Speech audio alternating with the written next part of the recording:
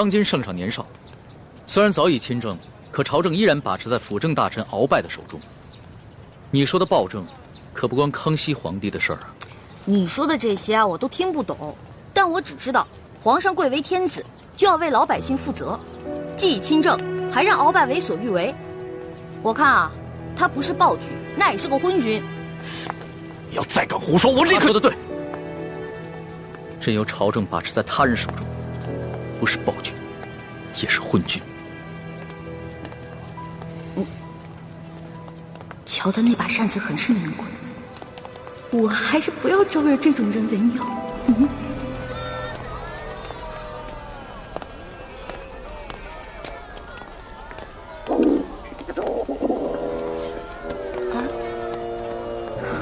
好了好了，我知道你饿了，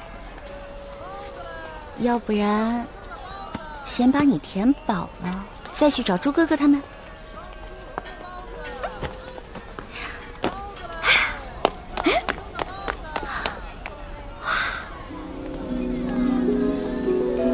这难道就是刚才那位富家少爷说的京城第一酒楼？那全京城最好吃的东西，肯定就在里面了。您慢走。哎呦，客官，您里边请。您请。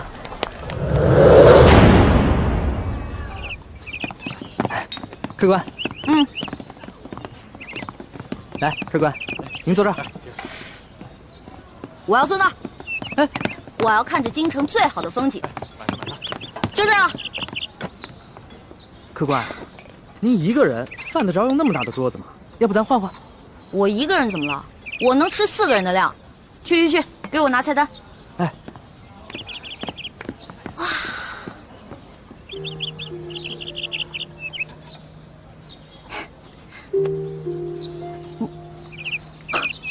好巧，又见面了。原来是你啊！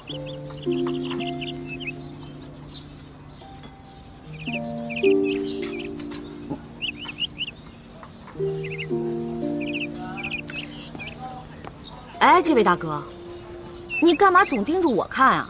我脸上长花了。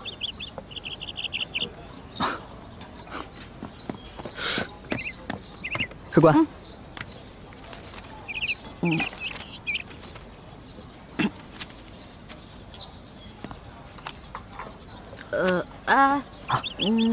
他桌子上的菜给我来一模一样的。客官，那桌还有客人没来，您点那么多，一个人吃得完吗？哎，你管那么多干嘛呀？我让你去给我做，你就赶紧做。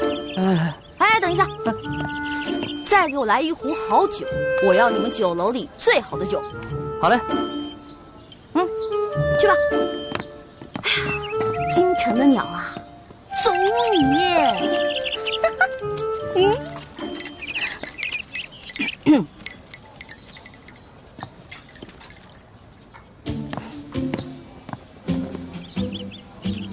我说这位大哥，干嘛一直瞪着我看啊？